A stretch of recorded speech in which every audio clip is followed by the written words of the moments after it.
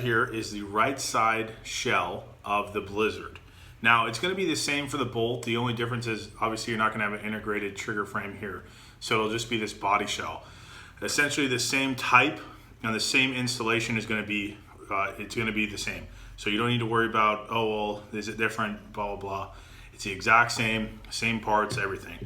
The only miscellaneous changes are the screws and obviously the trigger frame that screws on. You don't have to worry about that. So I'm going to show you here. So what we have is in your Flexi Air Kit, you're going to receive the valve, the power tube, a linkage arm, and the copper tubing, as well as the back cap, okay, which is your now rear ASA. So when I am about to install, I always like to use the right side body shell, and the reason for that is it's just easier for me to put all the parts on and then set the left side right on top of it. To each its own. There's no right or wrong way to do this, but it's just the way that I like to do it. So starting, I like to, when I disassemble my markers, I like to put all of the parts that go back into the gun right in here. If I'm going to be swapping out parts or O-rings, I take them off immediately and set them to the side. That way I can go from left to right, like reading a book. Essentially all the parts that need to go back into the gun are up here. So if I put it together and there's parts left over, I know that I missed something, okay? So what I like to do is you're going to see the inside of your shells here for the first time. I like to clean it up always. What I'll do is I'll just take a little bit of silicone oil, which is a Wrap 401, any type. I never like to use really thick consistency oil, and the reason for that is it just, you know, if you're out playing in really dusty fields or muddy places, that'll just kind of start gunking up after a little bit of time. So I'll just rub down the insides here, just kind of clean it up a little bit, just take care of my equipment. That's basically what I'm doing here. And I'll go ahead and just wipe it down, nothing crazy. The next step is I'll start assembling these pieces. Now, starting with the valve. There is a valve on the YouTube channel, a video on our YouTube channel when I telling you and showing you how I take down the valve. So if you do ever have a problem, which is, there's only two places, okay, with the Flexi Air Kit installed on any of our kits, whether it's the Vortex, the Bolt, or the Blizzard. The Hurricane's a little bit different because it has a spool valve, but we'll go through that in another video. There's only two places that the marker can actually leak from. One is the rear back cap, or the ASA, or two, the valve, okay? How to easily diagnose this and troubleshoot is if it's leaking air out the magwell or the barrel, you know it's the valve. If it's leaking air out the back of the ASA or the bottom of the ASA where the set screw is here, it's the ASA, obviously. So it's very simple to diagnose, and I did a video, like I said, actually showing you how to take down the valve and clean it out. There is a cup seal in here that there's three O-rings. There's one, two on the inside, and then that's it. There's actually one on the outside here too, where the copper tube goes in, which is also important. So technically there's four, but I just don't count that one on the outside because I'm only talking internally. So the valve is going to come separate. What you're going to do is you're going to get your power tube, okay? And your power tube should have two holes, four screws that are going to actually attach this to the body. And there's obviously one on the top. What I like to do when I install this, and it's just with anything, I'll take some of our gold marker oil or anything in the watery consistency, and I'll go ahead and just apply some to this O-ring here. This O-ring is very important. It's also, if you ever replace this, and you need to make sure you use the same O-ring. They're not universal, they're not anything. This actually seals in the chamber of the power tube, and it's very important that it remains this quality material. So if you need one, you can contact us directly, or just purchase separate. They're all under the mcsus.com parts section, and you use the filters to you can actually choose between each marker specific parts. So they're in there. So what I like to do is the part with the pin facing upwards, you will go ahead and put that towards the outside, and I'll just align this top hole with this hole right here, which you can see my finger through there. Go ahead and just align that correctly, press it through, and it should line up really easily right there. So There is an O-ring, like I said, in this hole that actually seals around this copper tubing. So once again, a little bit of oil around that O-ring will help allow for easy insertion, because what I see happen quite a bit is people, you can see that copper tube is tapered into kind of a needle shape, so it easily goes into this area. What people do is they sometimes insert it to the side or cockeyed, and they actually nick or scrape that O-ring. And what happens is it's not going to seal right. So in translation, then you're going to have a leak. So what I'll do is I'll take my bolt. This is your shape projectile bolt. I'll go ahead and put that over the power tube. This screw that sticks out of the power tube is your velocity adjustment. Now, screwing it in, if you didn't know, turns the velocity down. Screwing it out, where it's like this position, actually turns the velocity up. So this screw goes right into the main hole here, and it can't go anywhere because there's actually a little notch you can see right here, right behind this, right in front of my finger here. It's kind of hard to see, but there's a little notch, and basically it only allows the power tube to go one direction, and that's in that area.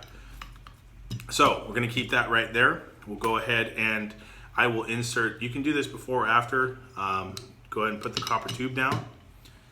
Go ahead and I will put in the hammer. Once again, this is also a very important O-ring. This deals with cycling issues. If you have cycling issues with the Blizzard, this is one O-ring that you're going to want to make sure is always greased, or oiled, I'm sorry, not greased. You don't have to take it out apart to actually get to that. You can actually apply oil from the outside of the marker through the charging handle window. So you have your 5 body pins here. There's only 5 slots, so if you're missing a pin, obviously you know that, hey, I need a pin here. So we'll put those in there. You can see what it's starting to look like here. Go ahead and put your trigger on the first 2 body pins, like that. Okay, it's pretty simple because you won't be able to put on any other ones. We'll go ahead and put the, see here, trigger spring. Now there's 2 springs. Let me go through that real quick before I install them. There's 2 springs. One is shorter and one is longer. The one that is longer is for the sear, okay? And that is this piece right here.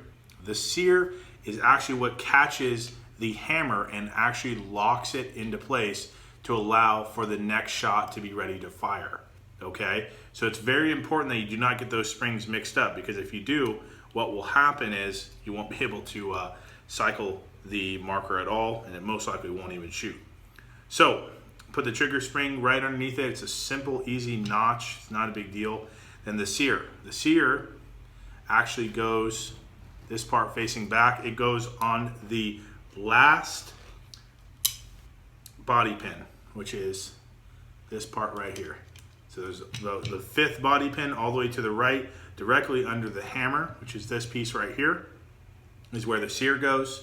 The spring for the sear just goes right on the notch, the same way that you did the trigger frame, or the trigger spring, you're going to do with the sear spring. So be very careful, because what happens is if this is too much under tension, that spring will actually shoot off, and most likely you'll lose it. So you want to be very careful that I like to put the hammer in the forward position as far as it can go. That way the velocity spring is not under too much pressure, and that sear spring won't launch off. Last but not least, you cannot forget your ball detent, okay? And this is a problem that I see rise quite often. If you do not install your ball detent correctly, which is this way, and you put it this way, what's going to happen is a bolt's going to hit it from this direction and usually break it off, or you'll have cycling issues as well. So you want to make sure you do install that correctly. So once again, I'm going to take it this direction, so when the ball enters the breech from the bottom here, it holds it in place, and as the bolt moves through, it does not snag it. It just goes with the bend point there. So go ahead and just pop that into place towards the front of the marker. It is very easy to just press down, no big deal. Last but not least, the last step is the back cap. Now I like to put a couple drops in the top portion here. Sometimes they'll even fill it up with oil, just because there is an O-ring in there, and that just goes right onto the copper tube. So to install that, you take the velocity spring and the velocity guide pin, press it down and push. Go ahead and then set the back cap into the grooves, and it sets right down. Very simple installation. From this point, all you need to do is take your your left-hand body shell, go ahead and press it down. And what I like to do is I will go ahead and charge it, and I'll cycle it before I tighten down the screws to make sure that everything is okay and good to go. Other than that, that's all you really need to do. You'll go ahead and you'll put the mag well back on, and then I have the ergo grip here. Very simple installation. The 2 screws that attach to the valve, which is what I was talking to you about earlier, are right here. And you'll get those 2 screws there. You can actually do this last. I like to do it last once it's all together. That way I don't try to torque it down too much. No screws on the Vortex or Bolt or Blizzard bodies need to be torqued down extensively. It is very, very common for a lot of people to over torque the body screws on the Blizzard, Vortex, and Bolt, and they won't actually be able to get them off. And that's where I get a lot of phone calls. So do not torque them down, just snug them up. You're not going to go anywhere. Other than that, that's all you need to do to install your Blizzard, Vortex, or Bolt Flexi Air kit. Keep in mind, the Vortex, the only difference is the charging handle is up here, but all the internal parts are the same. The only difference is the charging handle location on the marker. If you have any questions or concerns, you can always contact us on the mcsus.com website. We are always there to help, or you can come on and give me a call directly or email directly. We'll see you guys out on the field.